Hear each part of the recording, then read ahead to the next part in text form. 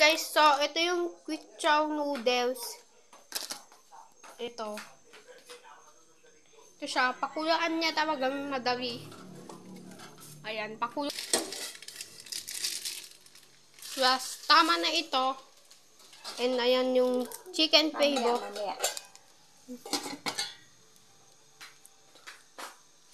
Mamaya muna daw. Kasi ikat ko na daw. Ito yung quick chow. Chicken flavor ang lasa niya.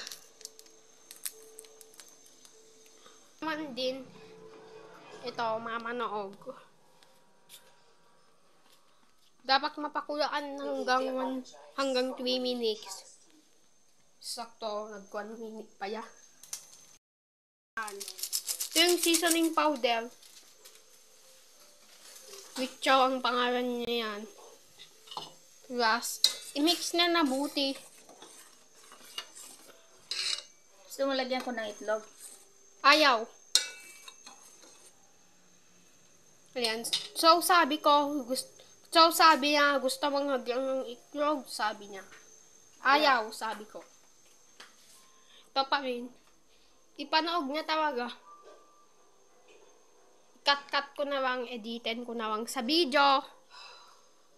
Ito, mamanood siya ng TV. Okay na ka? Baka okay na yan o hindi. Ayan. So, tikman na din si Ras masabak. Ras, patayin na sa mix. Ras, kumuyo nan. Ras, patayin niya ba? Ito, napatay na siya.